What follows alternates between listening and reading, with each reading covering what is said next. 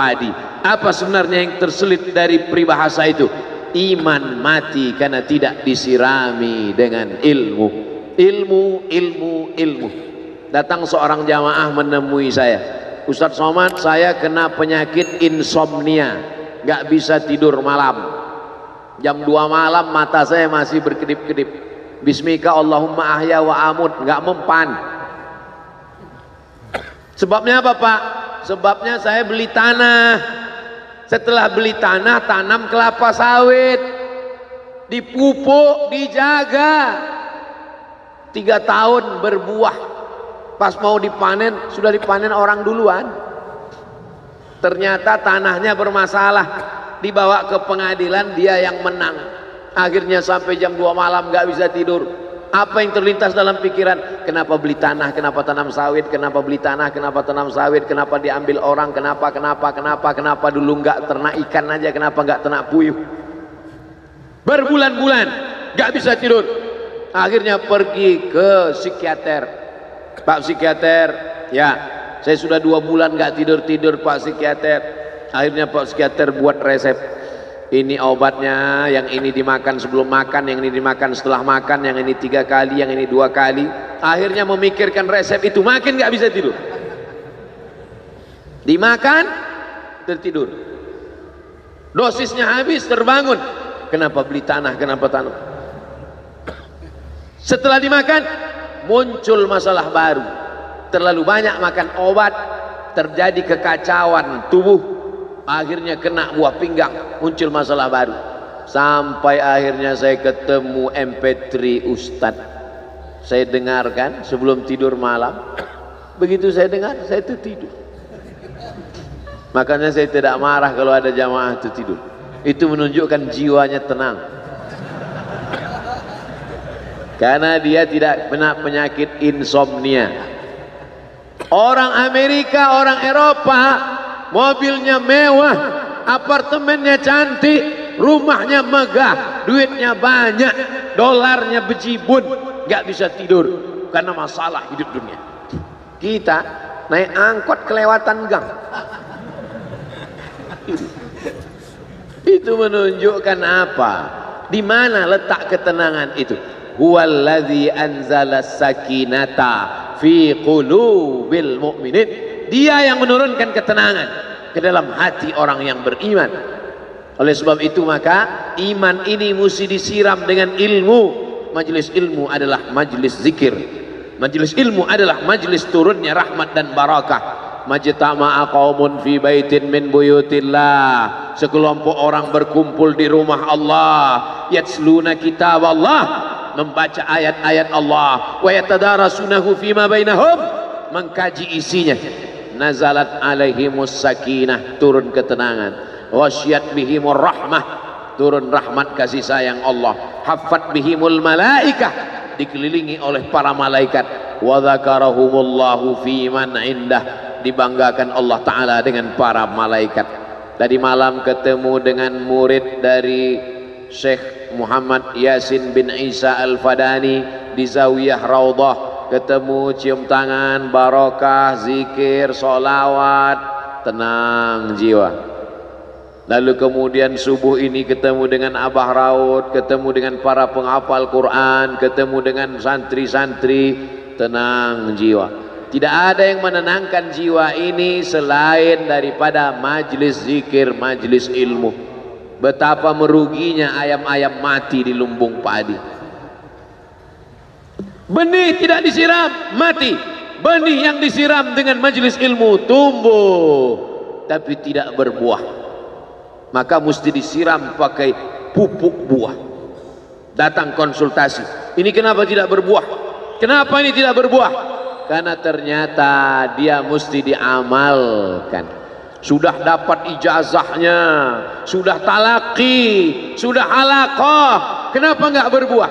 Belum diamalkan. Paksa-paksakan diri sebelum tidur malam, wudhu dulu, sholat witir. Paksa-paksakan diri bangun malam, tahajud. Paksa-paksakan diri siang, sholat qabliyah, sholat ba'diyah. Paksa-paksakan diri pagi, sholat duha. Paksa-paksakan diri sholat subuh berjamaah, barulah dia berbuah. Kalau dia tidak berbuah, dia hanya sekedar pokok kayu yang hanya membuat sampah saja. Tapi paling tidak tempat orang bernaung di bawah ketika panas, tapi manfaatnya tidak sesuai karena yang ditunggu itu buahnya. Masa pohon kayu rindang besar tidak berbuah, sementara semangka yang kecil buahnya besar? Oleh sebab itu maka mesti berbuah. Benih disiram, berbatang, berputih, berbuah. Buahnya ranum, cantik dan indah. Begitu dibelah tak bisa dimakan. Kenapa? Ulat semua isinya. Oleh sebab itu mesti dijaga. Benihnya disiram. Apa yang bisa menjaga ini? Diprotek dia. Kenapa apel tidak dimakan ulat? Bukan karena ulat tidak sanggup beli apel, tapi karena disemprot pestisida. Ulat tahu ini ada pestisidanya, maka dia tidak makan. Kita nggak tahu, dimakan. Ikan asin tidak dikerubungi lalat, tidak ada satupun lalat yang hinggap di ikan asin. Kenapa? Karena lalat tahu ikan asinnya pakai formalin. Manusia nggak tahu. Pintar mana manusia dari lalat? Jangan jawab. Akhirnya orang makan, menumpuklah pestisida dan formalin dalam darah. Apa namanya? CANCER, cancer. Karena dia tidak larut dalam tubuh. Yang lain-lain larut. Makanan-makanan larut menjadi energi, menjadi sampah, dibuang menjadi kotoran. Sama seperti daun, kalau jatuh ke tanah larut menjadi pupuk, tapi plastik tidak larut, maka plastik sampah bertebaran. Oleh sebab itu maka ini mesti dijaga. Apa yang bisa menjaga buah apel supaya tidak berulat? Jagalah dia dengan ikhlas. Kamu kenapa enggak ke masjid? Saya kalau ke masjid riak, maka saya enggak ke masjid biar ikhlas. Tarkul amal li ajlin nas riak. Kata Imam Fudail bin Iyad, tarkul amal li ajlin nas riya. Tidak jadi beramal karena takut dipuji orang, riya. Wal amal li ajlihim syirik. Beramal karena ingin dipuji orang, syirik. Kenapa kamu enggak pakai sorban? Takut dipuji orang, riya. Pakai saja sorban anak, jangan takut dipuji orang. Pakai sorban, yakinkan diri. Baik. Ustaz kenapa enggak pakai sorban? Ada masanya nanti pakai sorban. Tarkul amal li ajlin nas riya. Tapi beramal, tapi saya enggak tahan Pak Ustaz dipuji orang. Luruskan, karena pujian pasti akan selalu datang.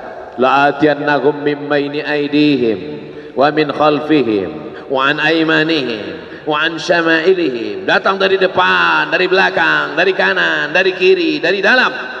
Alladzi yuwaswisu fi sudur, dari dalam, dari depan, dari belakang, dari kanan, dari kiri, dari dalam, dari dua aspek, minal jinnati wan nas, dari yang zahir, dari yang batin, berdatangan dia.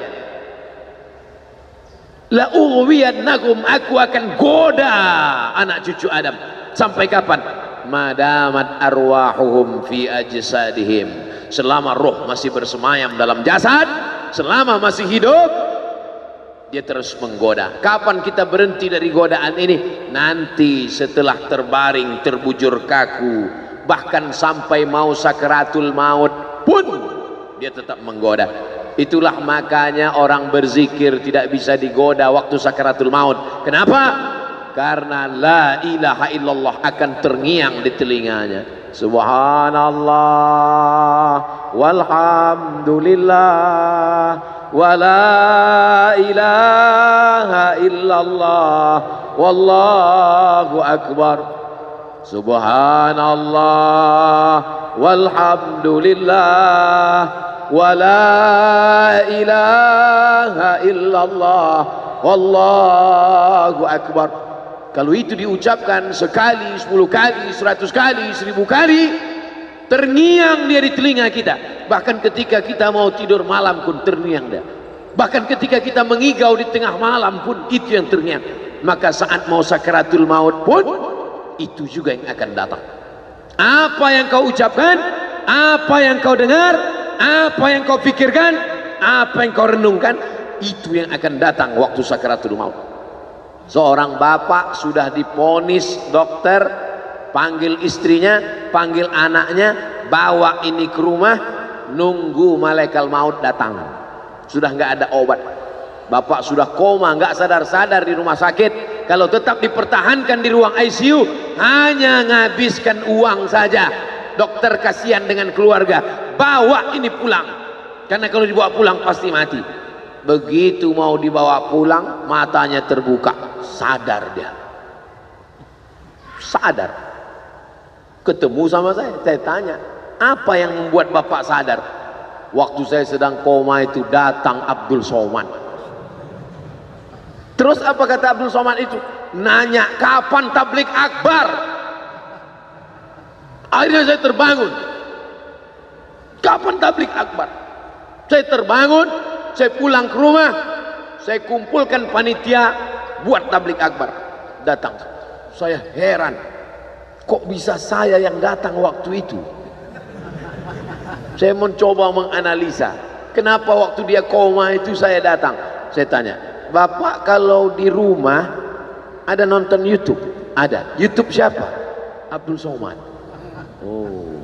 Dari rumah ke tempat kerja dengar MP3 radio, enggak radio Pak Ustaz, MP3 suara, iya. Suara siapa?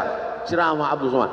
Baru saya connect. Ternyata apa yang sering didengar, apa yang sering ditonton, apa yang sering dipikirkan, itulah yang akan datang ketika kita koma. Hati-hati yang suka sinetron Korea, hati-hati yang suka Bollywood. Itu yang akan datang nanti waktu kau koma. Saudara yang dimulai, saya tidak nakut-nakuti, cerita aja.